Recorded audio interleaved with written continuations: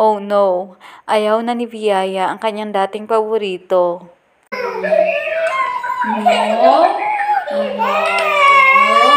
Kaya for today's video, gusto kong i-share yung mga bagay na natutunan ko sa pangyayaring ito. Ito talaga ang kadalasang kinakalungkot ng mga magulang na nakakausap ko na ayaw kumain ng kanilang mga anak ng gulay. At yan din ang eksaktong nararamdaman ko ng mga oras na ito. At sa pagkakataong ito, tinulungan na din ako ng asawa ko mapakain ng aming Biyaya ng gulay. Pero pagkatapos nga'y umiling-iling na naman siya at sinasabi sa amin na ayaw niya na ito. Simula nga kasi nang kumain na siya ng kanin, mas kinahiligan niya na ito. Hindi ko nga alam kung bakit ang sarap-sarap sa kanya ng kanin kahit wala pang ulam ito. Kaya kahit kanin lang, okay na siya. Pero syempre, ayoko naman na kanin lang yung kakainin niya. Bakit kaya mapa na dumadating yung mga bata sa ganitong sitwasyon? At isa nga sa nakita namin ay yung hinayaan namin siyang makakain ng mas masarap pa sa gulay. Iban nga kasi sa kanin, pinakain na rin namin siya ng tinapay at mga biscuits. Pero di ko naman sinasabi mapa na huwag na natin silang pakainin ng mga ganitong pagkain. Nakaka-challenge nga lang to sa akin kung paano ko pa rin magawang balanse yung mga pinapakain ko sa kanya. At sa pagkakataong ito, hinayaan na lang muna namin siyang makatulog. Pero yung goal, pagkagising nga ay dapat pa rin naming mapakain sa kanya ang hindi niya kinaing gulay at itlog. Kailangan nga talaga naming manindigan sa bagay na ito dahil naniniwala ako na sa mga magulang binigay ng Diyos ang karunungan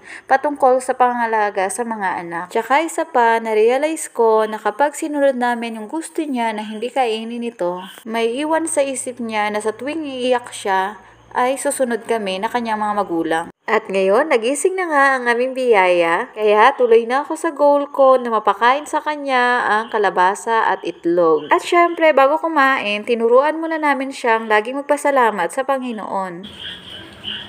Jesus, thank you po sa pagkain. In Jesus' name, Amen. Salamat nga sa Panginoon at kahit papaano ay natutunan niya na ang hand gesture ng prayer. Ito na ang problema, hindi pa nga nagsisimula, umiiling-iling na naman siya. Iyak na na. Gigingap.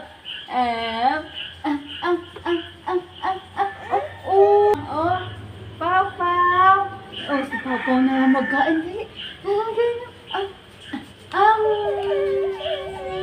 At sa mga pagkakataon nga ito, unti-unti na ako na-discourage at parang gusto ko na lang sundin yung gusto niyang ayaw kainin nito. Yung nagawa ko ng umarte kahit hindi naman ako artista, magpatawa kahit hindi naman ako komedyante. Pero sa kabila nun, ayaw niya pa rin kainin ito.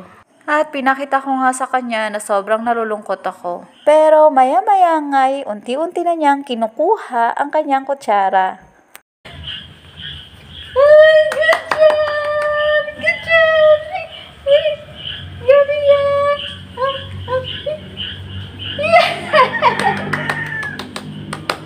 Good job! Gabi, isa pa! Good job! Gabi yan! Gabi, go! Go! Yay! Sobrang saya ko talaga na kinain niya ito, pero nangangamba rin na baka hindi ubusin.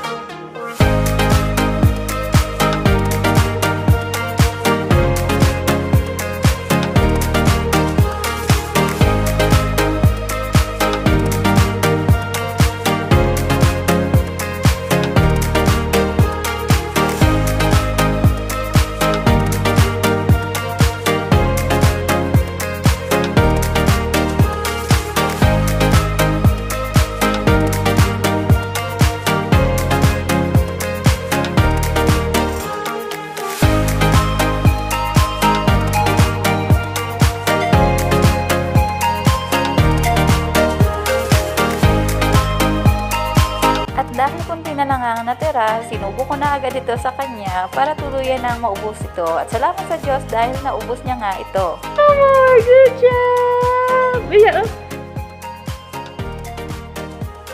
At ito ang aking natutunan na bilang magulang, kailangan ko talagang manindigan sa kung ano ang tama at ano yung nararapat para sa aking anak. Dahil sa paninindigan, nakita ng anak ko na hindi siya ang masusunod kundi kami na kanyang magulang. Mahirap man siya gawin pero worth it. Kaya mapa, patuloy tayong manindigan dahil sa paninindigan sila ay susunod. Kung naging blessing man sa'yo ang video na ito, please don't forget to care and share para maging blessing din sa iba. Salamat sa pagsama sa akin na ma-overcome ang challenge na ito. Bye-bye!